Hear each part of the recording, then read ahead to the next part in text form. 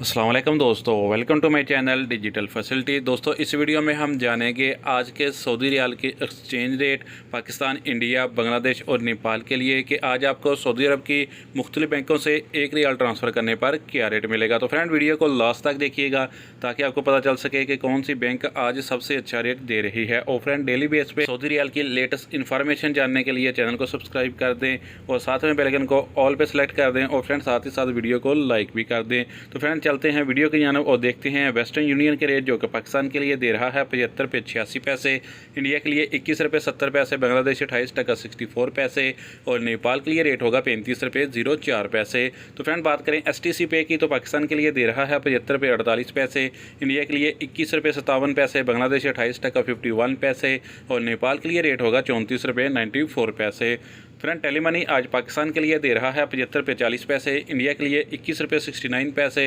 बांग्लादेश 28 टका 52 पैसे और नेपाल के लिए रेट होगा 34 रुपये 91 पैसे। फ्रेंड, बात करें अल राजी बैंक की तो पाकिस्तान के लिए दे रहा है 75 रुपये 68 पैसे, इंडिया के लिए 21 रुपये 72 पैसे, बांग्लादेश 28 टका 62 पैसे और नेपाल के लिए रेट होगा 34 रुपये 85 पैसे।